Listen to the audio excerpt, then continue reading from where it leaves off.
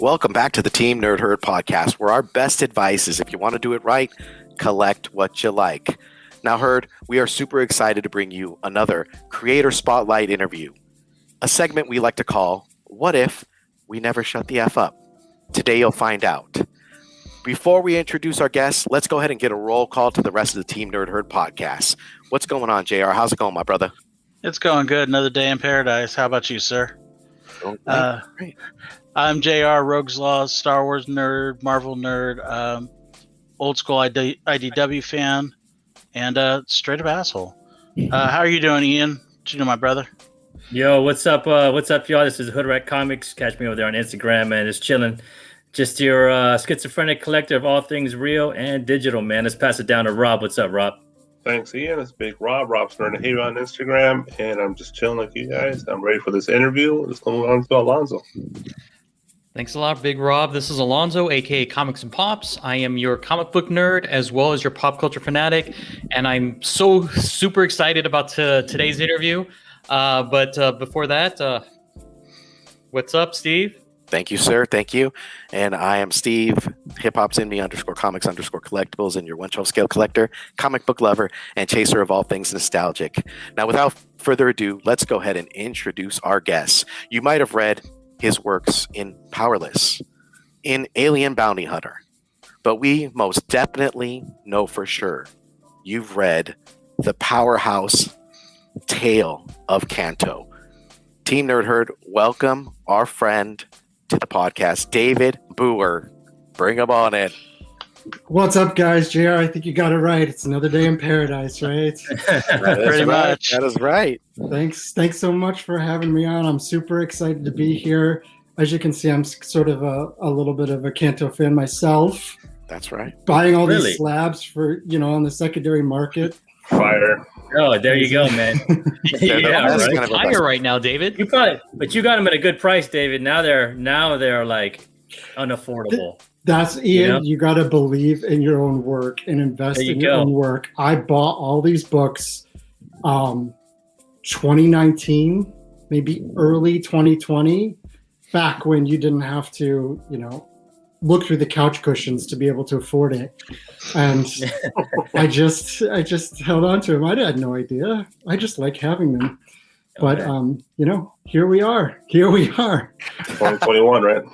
That's right. Here we are down the lane, and we are ready to go. So, David, there is a staple that we like to open up with here at the Team Nerd Herd, and we want to know, give us a little bit of your comic book origins, where it all started as far as introduction into comic books. Where did you start?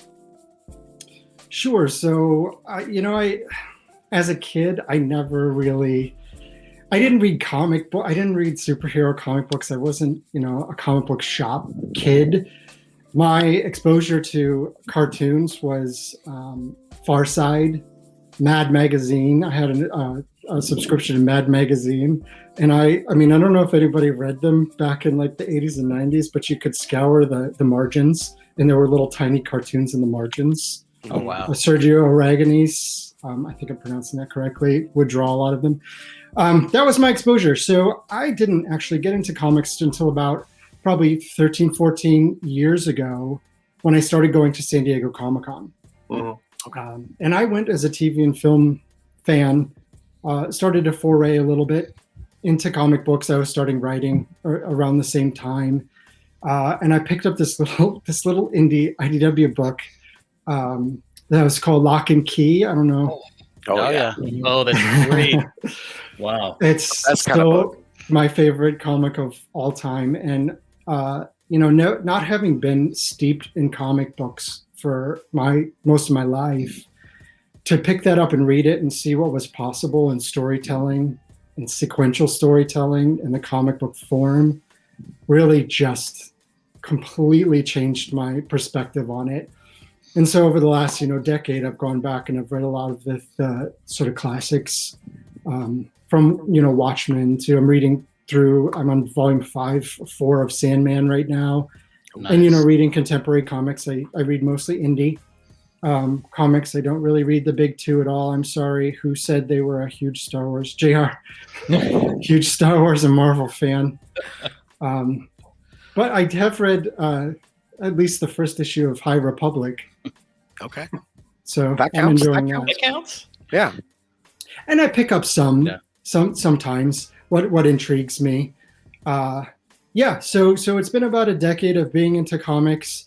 I wrote my first one, was Powerless, which is, you can see a sneak preview of it right in the background, with Vault Comics. I think I pitched it in I want to say 15 or 16, and then eventually came out, I think, in 2017.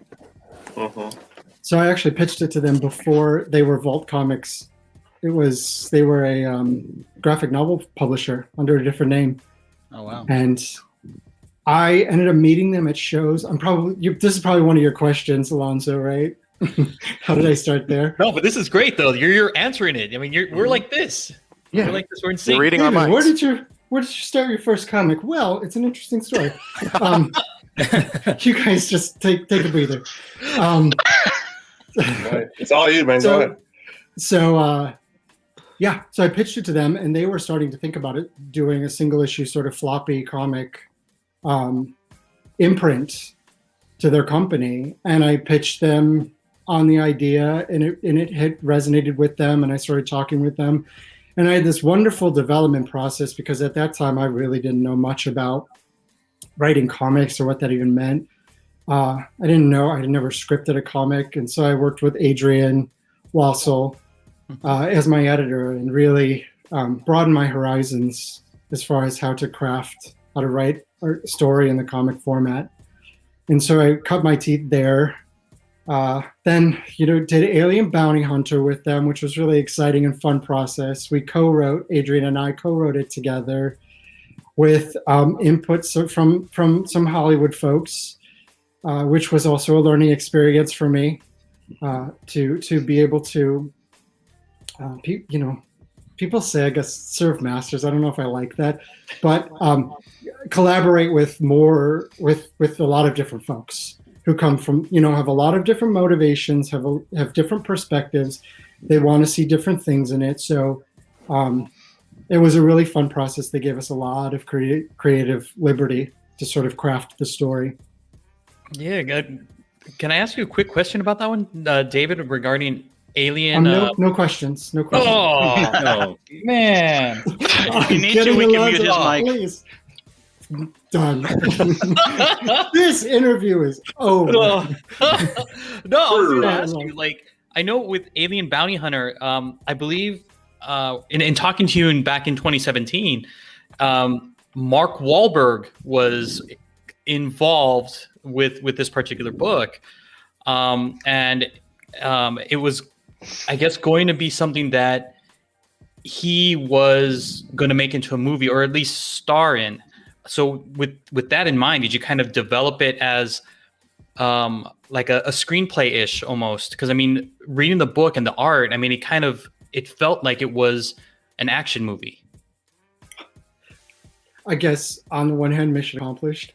And on the other hand, I always get kind of prickly about the idea of doing a comic as proof of concept for film and TV. We all know where the money is, and it's definitely not in comics.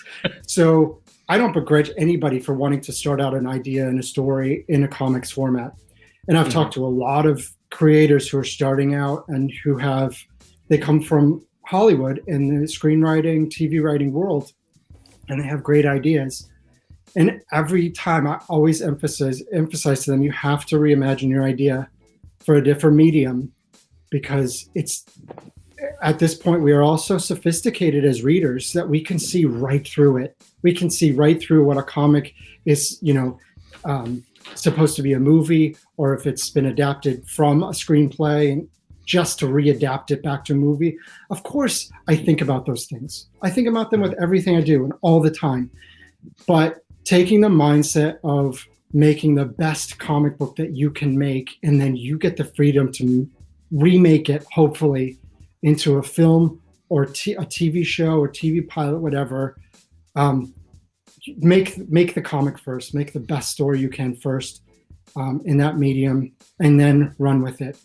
I mean, that's I'm sure we'll talk about this, but that is absolutely the luxury that I have now with Canto, creating a comic book that Drew and I adore, and we now get to present again to a broader audience in a bigger way, in a different way. And I can't wait for that. So, in gearing towards Alien Bounty Hunter, how did Canto present itself? How did you, transition into meeting Drew and getting Canto started with IDW? So the conversations with Drew started. Now I think back to the before times, and I'm like, there was everything pre 2020, and then whatever has happened after that. So. Who knows, right? Time has no meaning. I think it was 2018, maybe June, July, August. I was going to do a short in an anthology, and I had become aware of Drew, I think through Instagram or Twitter or something, and I really liked his art. And he was doing a horror graphic novel horror series called The House, which I thought was really cool, and it's a World War II horror story set in the woods. And so I reached out to him on the short, and I said, "Are you available?" And he was finishing The House, so he couldn't do it. But then, and this is a story that will live on forever, I hope. He finished it, and he emailed me, and he said, "Hey, would you be interested in working together on something?" And he sent me a tiny concept drawing of who would eventually become Canto. Cool. And it was probably not that far off from the final design. But I have to tell you, within a millisecond of that hitting my inbox and me reading that and seeing that image, I thought to myself, I don't care. I don't know who this character is, and I don't know what his story is, but we are telling it. I was just so viscerally reacted to that visual, that character design. It's like, I'm in. He had an idea. It was in sort of a couple paragraphs of how he thought the story would be, and it was very Dante's Inferno, and it was skewed much more adult. And I had by this time heard tons of things about the middle grade and middle school market is just catching fire, and everybody wants these books, these middle school books. And so I said, let's do an all ages. Let's do an all ages story. And then I sort of spun out the ideas, bringing in the Wizard of Oz, which I love, and meshing the ideas together, the inspirations together, and coming up with Canto. And I think the one choice that I always remember I made, and I consciously made this, and I've talked about this on other podcasts, I decided that we should tell a story, an adventure, a fantasy adventure, but the main character is not going on a quest for himself. He's going on a quest to help somebody else. And I thought, as a reader, I would automatically I would cheer for that character more loudly, and I would be more supportive of that character if it was a selfless quest than if it was something he was doing for himself. So we could have made the choice of his own clock getting damaged, and he's got to go out there and he's got to find the heart to save himself. But there's just something that resonated with me with the idea that he was going to go out there and risk everything to save somebody else that he cared about. And honestly, I don't know if you guys agree with this, but I think that was a choice that just changed the whole trajectory of the story. And I think that's why readers respond to it. I think that's why they like him. He's cute, he's you want to protect him. But I say it with Baby Yoda and Grogu. I every time I see Baby Yoda, I just look at him. I'm like, if anything happens to this character, I'm going to flip a table. I just want. Yeah, I know. We riot. So I wanted to create a character where people felt that way. And I mean, I hope there's somebody out there who says, I will flip a table if anything happens to Canto. So. I'm about to do it right now. I think it also very much resonates with everyone in the society and everything right now, just of putting other people in first. Not necessarily, and it's hard for us because we all oh, I gotta do my job, do my work, do this and that. And we all want to be able to go, hey, I'm gonna do this for this person and put them ahead of myself. And I think that's kind of one of the things that, for me at least, when I read it, I was just like, reading that, I was just like, yeah, that makes me kind of, I don't want to be cheesy and go, makes me want to be a better person because I'm a heathen. Be cheesy. Be so cheesy too. But at the same was gonna time, say, it tugs on that string where it makes you want to go, like, you know, I can do more to help other people. I don't necessarily need to be the person in the front. You know what I mean? Yeah, and I think, you know, there's a lot of comics out there that, and there's a lot of talk about storytelling and nuance and layers and characters. And Canto has built a lot of layers, I feel like, over the course of his full story, from Canto 1, Canto 2, and Canto 3 coming. But when you first meet him, it's like there's no, I don't want to say complexity because that makes it sounds like, you know, it's not good. There's no, he has no reservations. He made this choice, and this is a choice he's going to do. And if anybody sort of questions about it, he's like, well, of course I'm going to do this, right? And I think that's another sort of endearing aspect to him. He doesn't, I call it naive courage. He doesn't know what's out there, but he doesn't care. He's like, I'm going to do it. I don't care how dangerous it is. I'm going out there and I'm going to do this. So David, for me, I mean, you're absolutely right. I love the story because of its heart, of the sacrifice that Kanto's willing to do. And the art really, takes that on. I mean, you see Canto, you never see his face, you see his eyes, but his eyes are always so innocent and full of wonder when he's looking at everything in his journey. And his heart is always in the right place. He's making every decision throughout the entire story for another person. You know, he doesn't see everything. Well, he does see like bad and good, but he sees more good than anything else. It resonated with me. As soon as I read the first issue, I was like, I want more. This is so different, and I fell in love with the character. It was one of the things, like, and Ian can attest to that. Back in 2019 for San Diego Comic-Con, the Canto variant sold out in like minutes, and in preview night. And it was 6. It was 6 minutes. Yeah, it was. Who's counting? Who's counting? It was something like that. And Who I remembers was that? in line. I was in line somewhere else because I was stuck in that line and I couldn't make it over to IDW. But Ian, he went over there. He got in line and was able to get the book. And I was like, oh my God, thank you so much. Like, I needed to have it because, it just amazing. was so moving. Like I loved it so much that I needed to complete the set, you know? So, a fun story of San Diego Comic-Con in 2019. Gotta love it.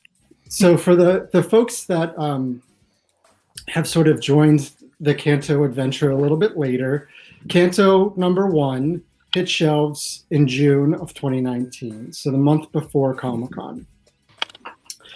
And Drew and I we're basically not known creators. And we're watching the pre-order period, which is about 3 months, 2 months before, starting March, I think, late March, early April of 2019. And we're watching it. It's kind of gaining steam, and we're looking at each other like, what's happening? What's happening? We're like, don't make any sudden moves because you might disturb something. It came up to June, sold out, went to San Diego Comic-Con in July, and we had no idea what to expect. We both were there, and it was preview night on Wednesday night. I'm out having dinner. Remember that, you guys? Remember going out to dinner? I missed that. Yeah. What? What's that? Soon we can do that again. Oh my God, I hope. But we were having dinner on preview night. It was around 5:45, whatever, 6 o'clock. Floor opens at 6. I thought, I've got time. I don't need to be 3 hours on the floor. So I'm gonna go in, roll in like 6:30. We'll finish dinner. And I'm walking into the convention. And I think it was like 6:15, 6:20. And I get a text from my editor who's at the booth at IDW. And he says, hey, good news. I think Canto's sold out. I'm like, what? You mean for Wednesday night, that what you've allotted? It's like, no, for the convention. Yep. It's like 6 minutes. It was gone. And I think kids were trampled, and it was just a chaos. It was chaos. And I wasn't even there. I never got to see a copy of it until like Friday of San Diego Comic Con. Yeah, I walked up to the booth. David, and they told me, do you have any more Cantos? We're like, no, that sold out in like 5 minutes. So maybe faster. They you did. know? Somebody I was like, said really? that to me in the booth. I think it was like Friday or Saturday. I would go by. Somebody pulled me aside and was like, "Oh my God! If one more person asks me about Canto, I'm gonna lose it." Yeah. The people at the booth. I guess everybody's walking up there. Canto was a silent hit, man. It was a silent hit of San Diego Comic Con. That got loud. You know. It was just, and I mean, we can talk about the story and how much we love the story, and I think everybody knows by now that Drew and I were going to do this comic no matter if it was successful, if it failed. We just loved this character so much, and we loved the story so much. But it really is, I'll fanboy out a little bit because it really was just an extraordinary moment for both Drew and I, who have been toiling at this for a long time, to, that Friday of Comic-Con, San Diego Comic-Con in 2019, we had a signing for an hour, and people were sending us photos as we were walking over there. The line was like around the booth. And mind you, these are two guys who had never had anything like that. We did some books, but it was nothing like that. And to have that happen, both Drew and I just are, constantly thanking our lucky stars at how something like this, IDW took a risk on it, we took a risk on it, to have something like that happen that allows us to continue telling the story that we've intended to tell this whole time, these future arcs and everything. It really, it's great. We stay grounded and just really enjoy being able to tell the story. A quick interjection on my part here. Quick question. I see a Legend of Zelda book behind you. Was ever that a? Yeah, there you go. It's not a. That's a game. It's a game. I wasn't sure that It's those actually books. my brother. Yeah, my brother has a It's great. company that makes. It's not. I wish it was great. Okay. A company that makes protectors for vintage video games, Funko Pops. It's called Collector Protector, collectorprotector.com. I know, But man. he made this case for. It doesn't even have the cartridge. I gotta invest in an actual thing, right? I think the box is worth more than a cartridge, probably. Yeah. I know, and my brother knows all about. There's 5 screw versions, 3 screw versions. There's this the circle logo. There's the oval. All I know is it had the gold cartridge in it. That's all I know. I am such a classic Nintendo. I love it so much that I'll work. So my question is, but is that particular game an inspiration for the book? It does remind me a little bit of Zelda. I think so. I think it's a mix of all the fantasy games that I played when I was young, plus all the 80. I mean, you can. I'll start going through all my stuff on these shelves, but never any story. Yeah, Signed by Atreyu. That also gave me nightmares. Never That any would give you nightmares. That was turned like into a horror dreams, movie Alonzo. That disguised turned as into a dreams. child's movie. You probably got nightmares from Legend too, huh? Yes. Oh my god, I love Legend. Or Labyrinth. Yes. Dark Crystal, Return to Oz, all those things that just Return to Oz is scary as hell. Yeah, that one I'll give you. They masqueraded as kids' movies. And they were kids' movies because they didn't have swearing, they didn't have graphic violence, they didn't have, sex and all these things that are disqualifiers. But man, when you were watching it as a 10-year-old and 9-year-old, you're just like looking out the side of your, corner of your eye for your parents to come in the room because this has to be something they don't want you to be watching because it's so scary, right? Yeah. And that's what gives you the kind of like, I want to do It still creeps me out, those films, but yeah. But still, a lot of those movies also, at least my parents would watch those movies because they're so well done. And it's just like with Canto, like none of us are young here on the panel. We're all in our 40s, and this book is aimed for kids, but it doesn't feel like it's not like, okay, I'm gonna play it down to a kid's level. The art is phenomenal. Your writing is great. The fact that it's based on Wizard of Oz, and I mean, we're just going like, this is just, it hits like all these marks of what makes a good book, and Well, it I think keeps us engaged. We specifically, when we were telling the story, we specifically set out to create those kind of layers. So Drew likes to say one of his favorite movies was the original Teenage Mutant Ninja Turtles live action. Okay. So in the early 90s, I think. And it's a kind of movie you just watch and you can take something else from later in your life and take something else from even those 80s movies we just mentioned.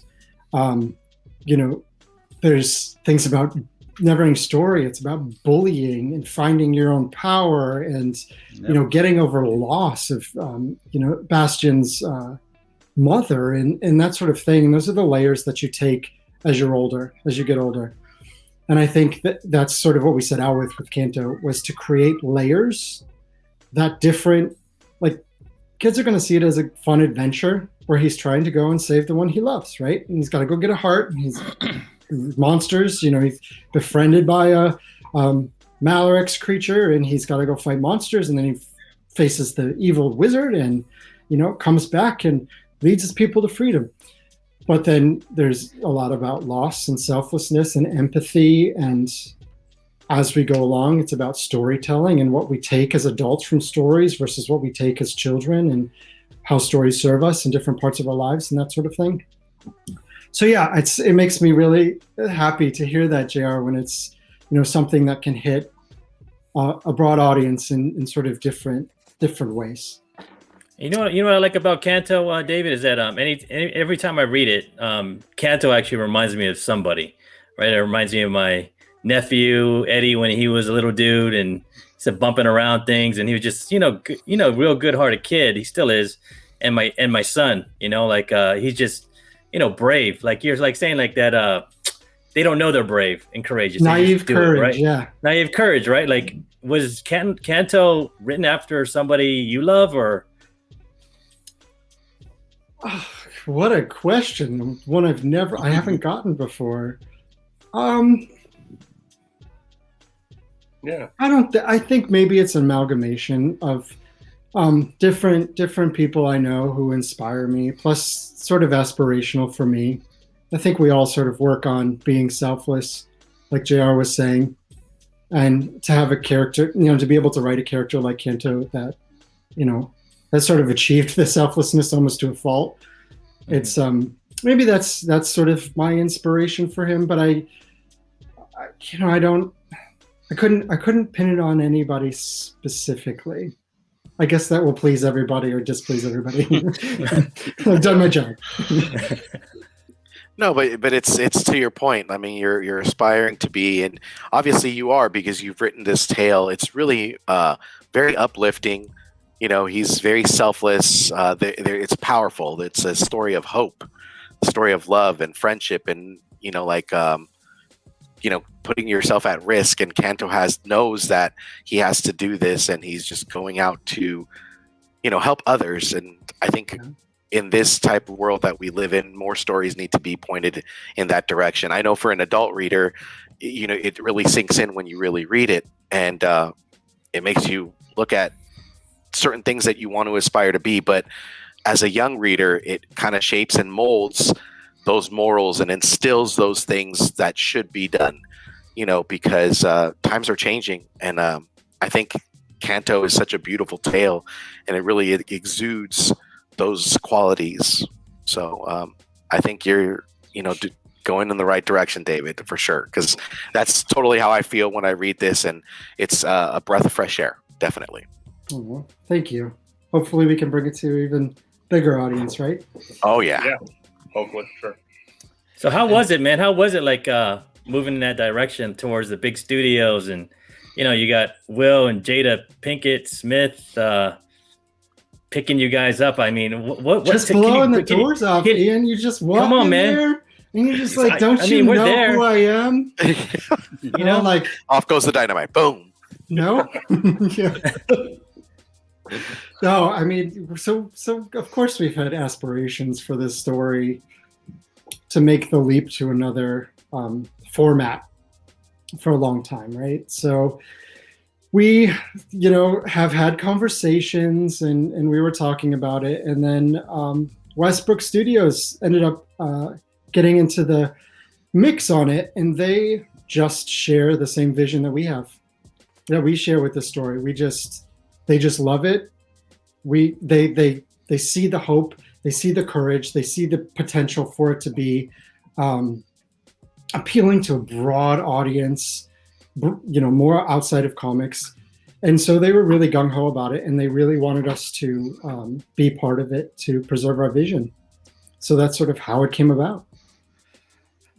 I'm So super hopefully, excited.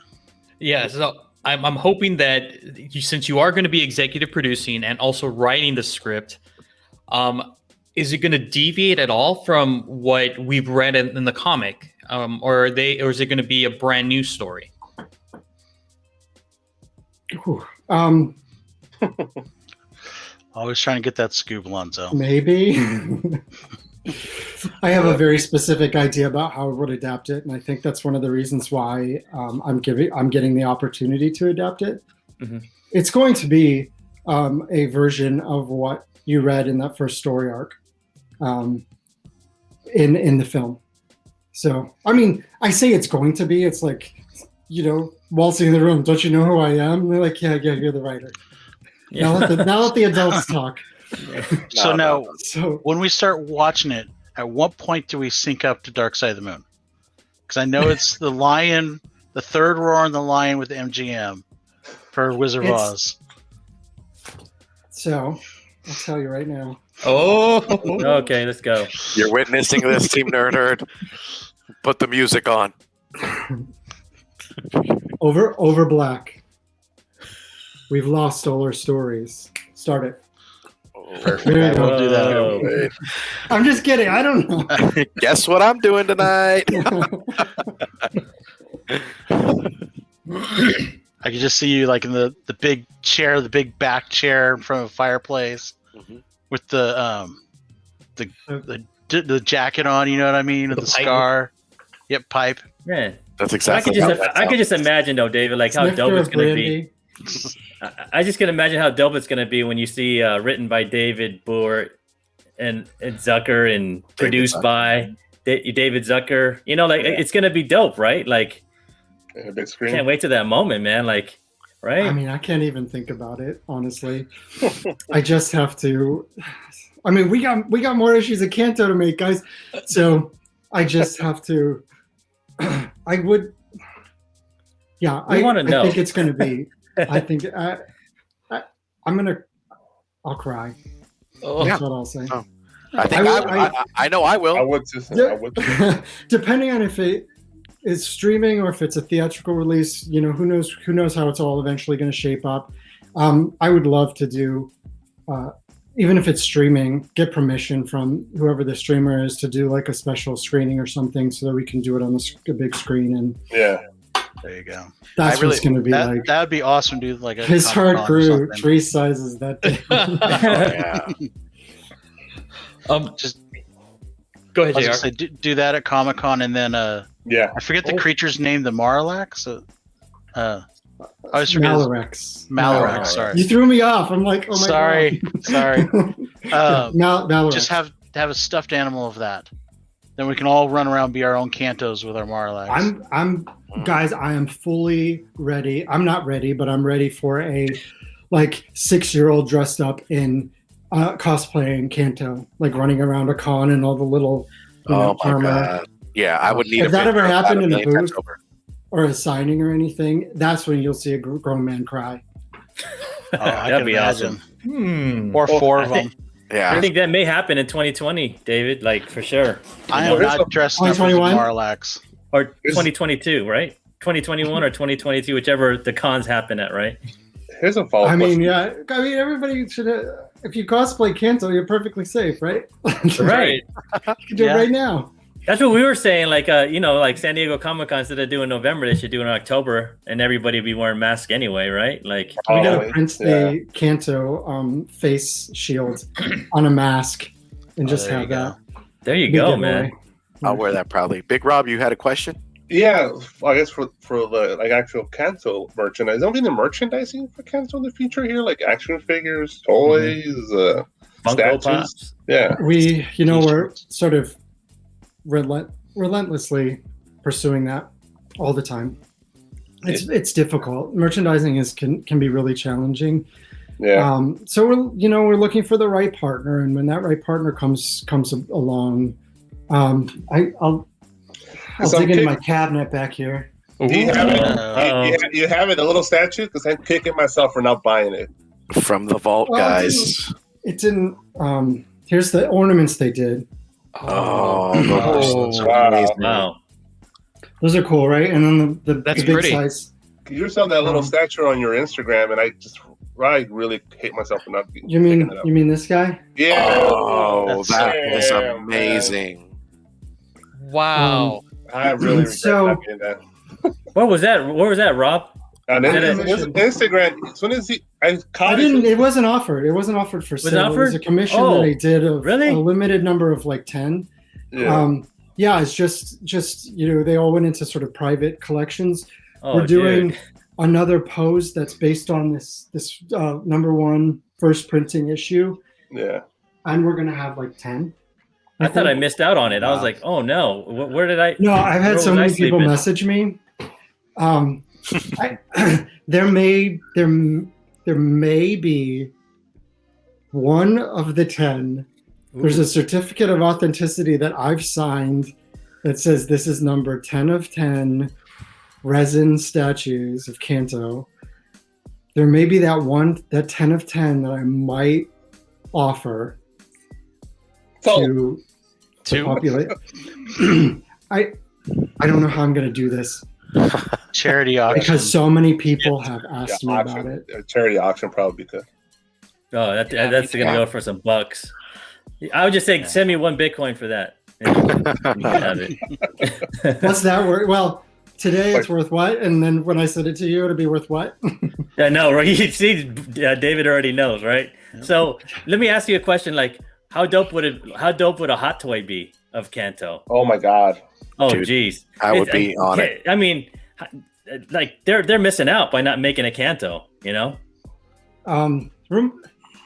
This is so bad. I haven't been to a convention in so long. Remind me of the Hot Toys. What do they make? Alien? Rob. Go ahead. Rob will show you. Oh, yeah. Okay. Yeah.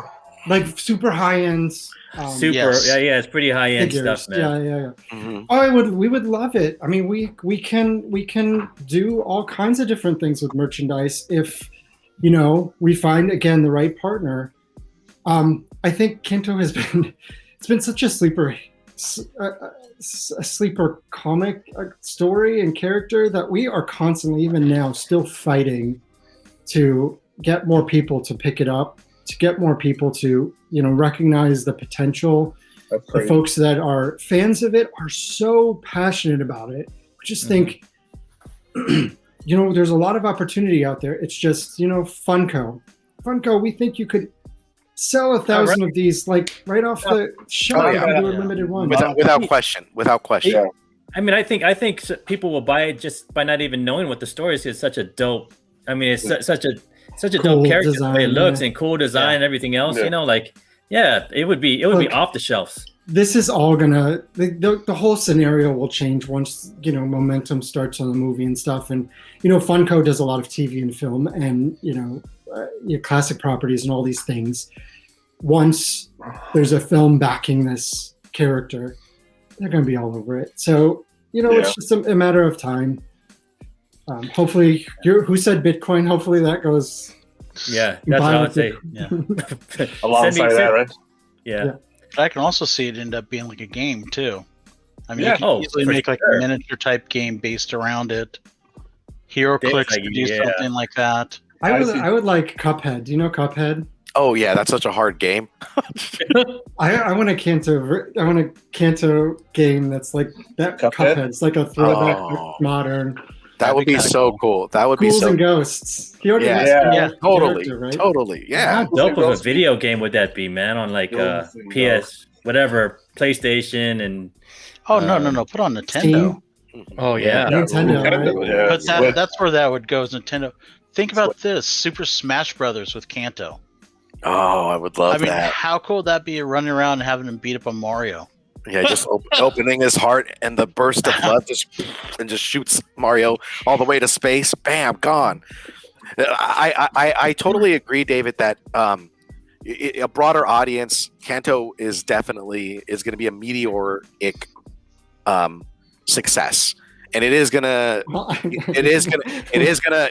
invade homes of families, because once they get a chance to really see this heartfelt story, it starts with the story, but to see it in live, not live action, but animation right in front of your face, I think it's going to be much more, and it's going to be meteoric, because I mean, the first, I gotta say, I see your love for the Wizard of Oz, because you got, If I Only Had a Heart, then you had Hollow Man paying your homage to Scarecrow, and then now you're moving into the third arc with Lionhearted, and What? I know. I Good. am around the cooler when it comes to the comic book shop, so we are talking. But I really think that this is going to be the biggest thing. I just think it's so cool that I just want to thank all of you guys for spreading the word, and all the readers out there and everybody who's listening who's picked up Canto, because I thought when we were first conceiving of this story, I had the broad story in mind for all these different story arcs. I know exactly how it's going to end, and I know how it's going to unfold. And I had these story arcs for these different, like you said, the first one's the Tin Man, the second one's the Scarecrow, third one's the Lion, the fourth one's going to be, about, kind of Dorothy-esque to it, and, about home and that sort of thing. And I'm constantly in awe that we have the opportunity to be able to do this, to tell the story that we wanted to tell in the long form that we wanted to tell it. So much so that IDW committed back in January for us to be able to finish this entire story over the next 2 years. Oh, that's very great. cool. So, I mean, I don't know if you guys saw the announcement, but yeah, IDW renewed us for City of Giants, Lionhearted, and then A Place Like Home, which is Canto 4. And that's going to wrap it all up. And we'll see what happens after that and where the story goes and the character goes.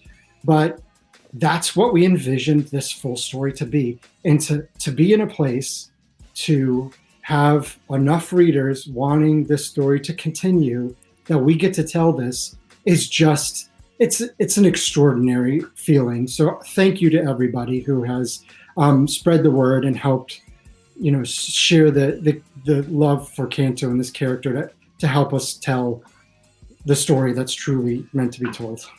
Hey man, but David and you and Drew are awesome, man. I mean, every time I've met you guys twice. I know you've seen like me and Rob come by people like me and Rob always coming by your booth all the time. I mean, it's gotten awkward. I wasn't going to say anything. Ian. I know, man. Yeah.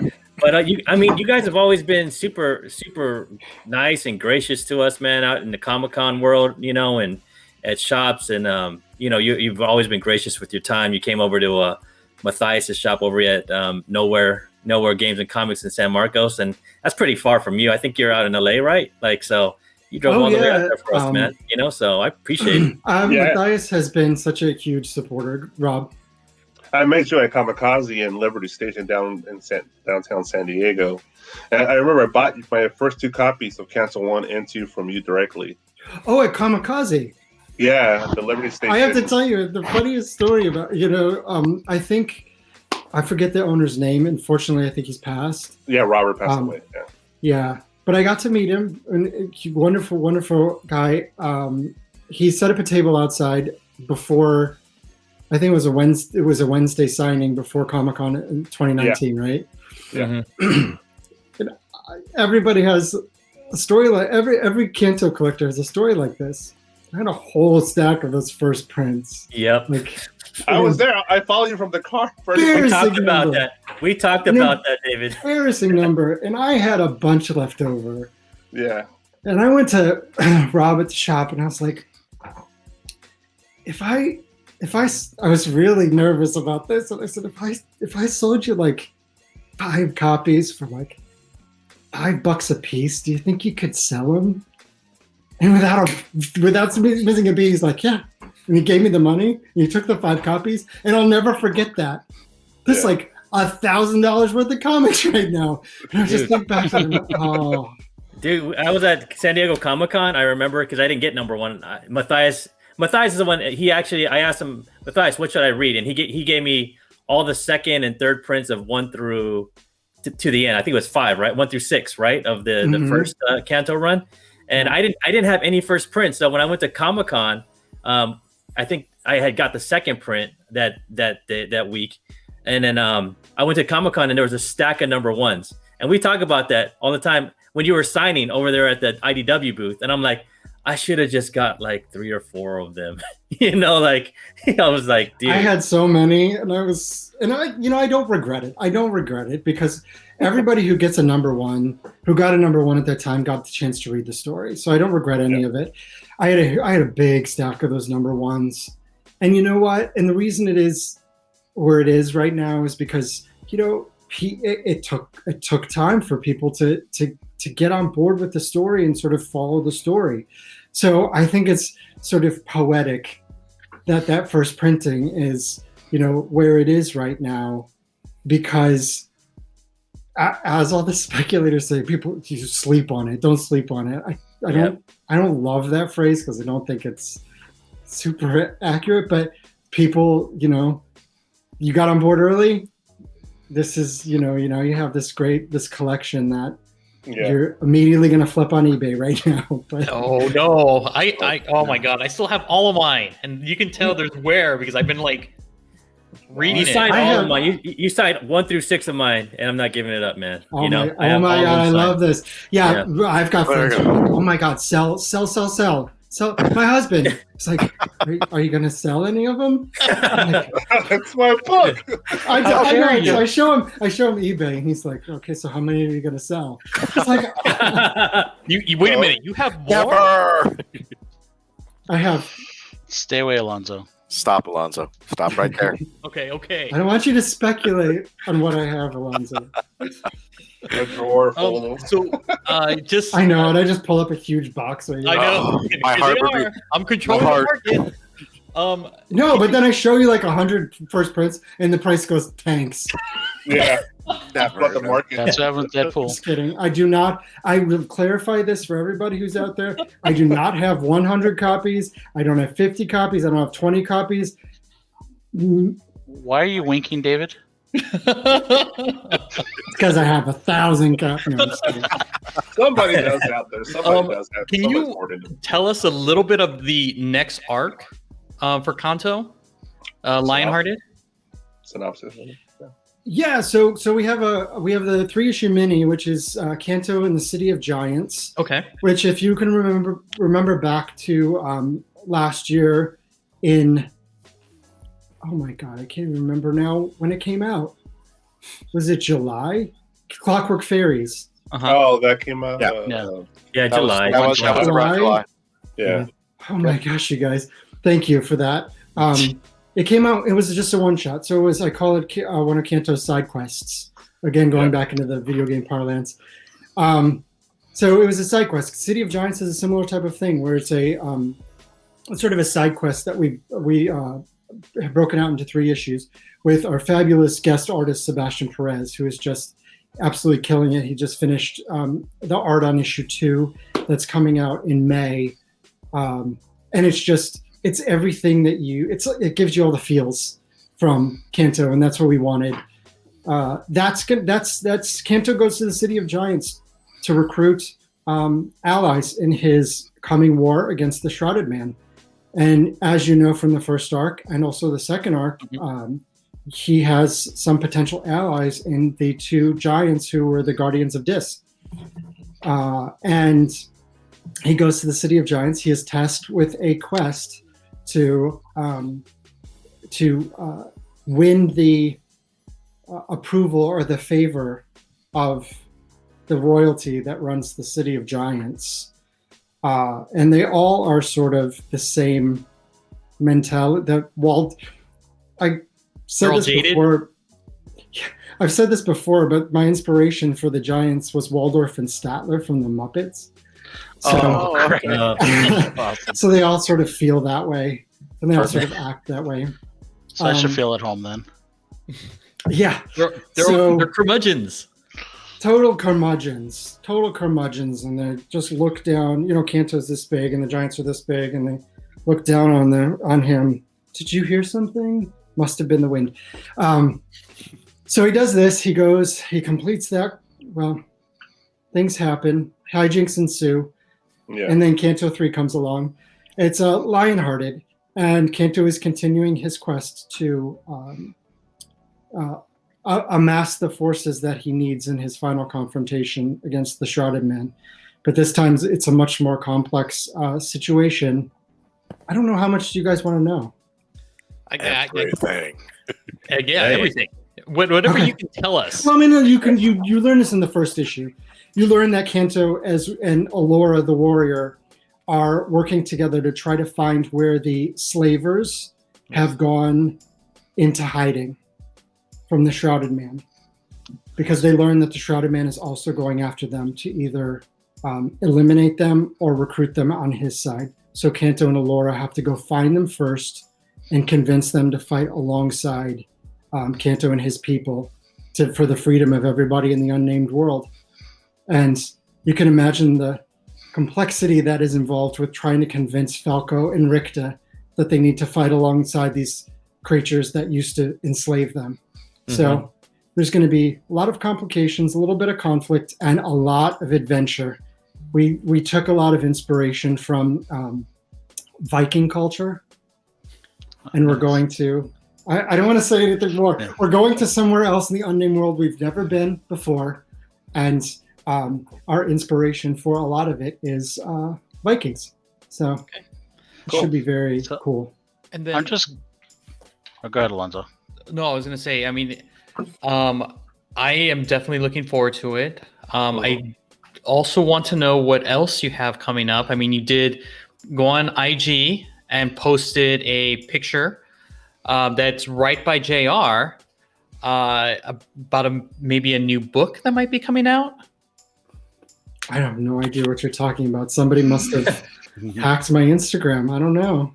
It would be Alonzo. Yeah, so it's a very different story, but it's one I am equally passionate about and just love. We're just a little bit early to be able to talk a whole lot about it, including where it's going to be published. But I brought together an all LGBTQ creative team to create a big sci-fi romp. So it's funny, it's comedic. That's inspired by sort of the 1950s Planet Comics, Buck Rogers type stories and comics, and it features LGBTQ characters. So my dad joke when I pitch it is I like to call it Guardians of the Galaxy, and I will leave you with that. Wow. There you go. Right there. That's the winner pitch, though. Yeah. Yeah. That's what I mean. That's what else can you say about it? It's like everybody knows Guardians of the Galaxy. When I say LGBTQ creative team gets together, it makes Guardians of the Galaxy. It's just like, all right, let's do it. Love it. Yeah, nice I one. can't wait. I cannot wait. No, it's actually going to be announced in end of May, I want to say. Mm-hmm. We got an incredible team of cover artists on it, and just super, super cool. I'm really excited about it. Oh, go ahead, JR. I was gonna ask, was Falco taken from like the 80s music? From I forget the guy's name, the artist Falco. No. Put it on the Ritz. Yeah, put on the Ritz the song. Maybe that was in the back of my mind, but Falco and Ricta and Verada, totally made up names. Okay. But I always have remembered. Is it who's JR? I'm JR. Star Wars. Clato. Nikto, Klaatu, Oh. Nikto, Oh, the day that Earth stood still. and Barada. They're all bounty hunters in Star Wars. Oh, But they're also, they're from the day the Earth stood still. Yeah, that's the phrase. yeah. I think I forget what the phrase was from Day the Earth Stood Still, but they're bounty hunters in Star Wars, and also Ash in The Evil book. Dead. Yeah. No, was it Army of Darkness? Army of Yeah, Darkness. that's Army of Darkness. He's Yeah, reading yeah. the book and he says that. That's always stuck with me. So yeah. Klaatu, Klat- Nikto, and He goes, "Brr." yeah. Oh, right. That's sort of where the inspiration came from for the names. I thought that was such a poetic trio that Italian and Dante and the Right. early Italian that he used in Latin sort of informs a lot of the things you'll see in City of Giants. That there's something in particular that we put in. It's a little editor's note that is a little bit translation of some of these high dialect words that have seeped into the culture. And then also, will there ever be? Because whenever I think of Wizard of Oz, I think of Judy Garland. Will there ever be any little nod to her, kind of hidden Easter egg somewhere in there, in any of the books, or is there one? So, I don't know if you guys know, but I'm a lawyer in my day job, and I have to say that is very unlikely because while the copyright of the 1900 book has expired and it's in public domain, the movie is not. So I just have to, we just are very careful to focus directly on everything that comes out of the book. The most famous thing that came out of the movie is the ruby slippers, Right. because in the book they're silver. And then in the movie, also the Emerald City is not emerald. It is regularly colored, but they force everybody to wear glasses with the emerald lenses. Oh, that's funny. Mm-hmm. So, Okay. Interesting. so there might be some more nods and Easter eggs. Look, I think MGM has Wizard of Oz. Whoever just announced they're doing a remake on Wizard of Oz, they have the rights to it. Warner Brothers, maybe. If we end up at Warner Brothers, look, we can put as many little Easter eggs as we want. I think it's MGM because it's the lion that I always think of. Right. It's what do you call Pink Floyd reference? So yeah, if we land with the movie in the right place, we might be able to put in a fun nod to Wizard of Oz. And incidentally, I didn't see this chatter online, but did anybody you all watch WandaVision? Yes. Yep. Oh, yeah. Definitely, Last man. episode, did everybody pick up on the Wizard of Oz the legs. reference Yeah. with the Yes. car and the legs? Yeah. Yes. And In the red house. shoes. Yep. I just didn't see anybody tweet about it. Everybody was outraged about something else, so must have skipped it. No, us super nerds, we caught that. Mhm. Good. Oh yeah, we were Super talking about that. nerds. Yeah, we wear it with pride, David. But my follow-up I question love it. is, David, are you ready for some rapid fire questions? No part of me is ready, Steve, but Okay. All right. Well, we're going to roll out and we're going to start it off. I will go ahead and start it from the bottom and we'll work our way back up. So, if there is I'm terrified, by the way. Go ahead. Is there a person that you would like to collaborate in any future projects as far as an artist that you have not worked with, and who would that be? That's my rapid fire question. I would like to ask a follow-up question. Can I put Can we Does it have to be an object? artist? Can it be a creator? Definitely. It could be anybody. I'm going to say yes, there is somebody, but I will. I can't. I'm sorry, I'm stuttering. No, It's a you're good. person, but I don't want to identify that person for Okay. reasons that I can't disclose. Okay. Oh. Done. Okay. All right. So would that be abstain? I'm 0 for 1, guys. Alonzo, go ahead and He ask. pleaded a fifth. He pleads the fifth. I know he pleads the fifth. All right. There's just some other things that are percolating that are problem. Okay. dream come true projects, and yeah. So the answer to your question is yes, there is someone, Well, and perfect. yes, you'll find out who that person is. I just want to interject. Can we have you back on when those come out? No. Okay. And that's your question, JR. That's fine. I totally get it. I would love to. I would love to come back on you guys. Of course, whenever you want me. I mean, you'd be like, good. We don't want him. Oh, no, never. You're welcome back anytime. If you could write any property that's out there, Right, awesome. like any kind of book, for any kind of character, what would it be? I see previous answer. No. Oh my god!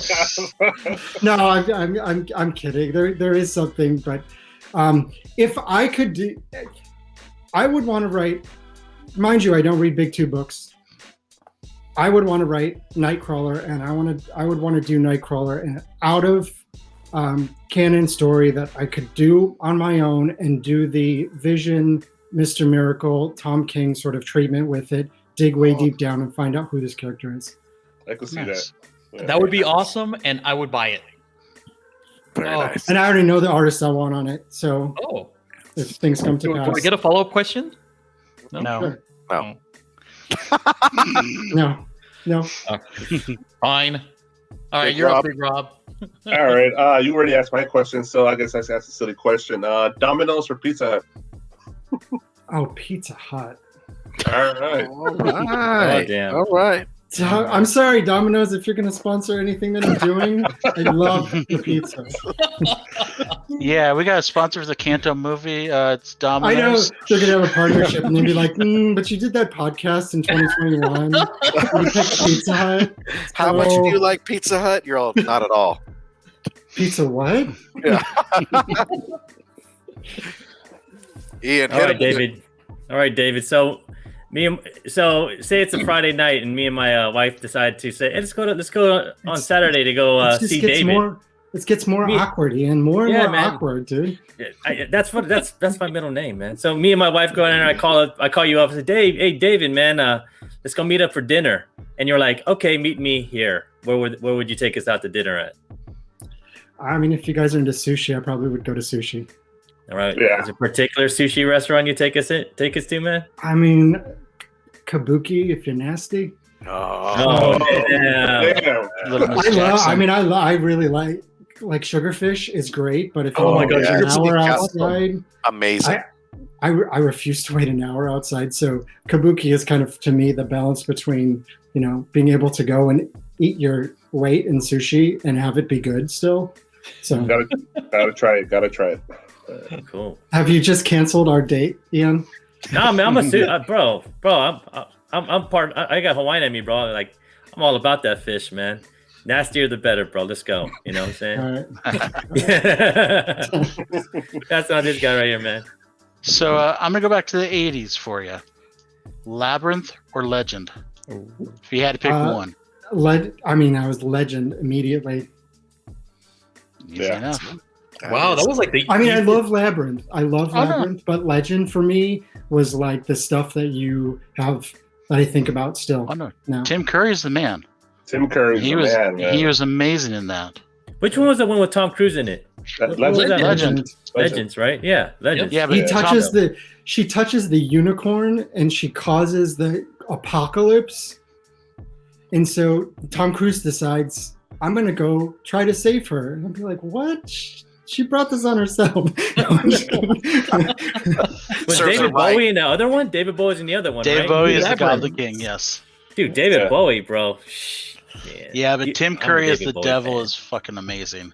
Oh, Yeah. and at the end, when he's got the unicorn horn in one hand and his claws in the other, and he's being sucked back into the underworld, it's just like, So great. that's like, why don't we make movies like that now?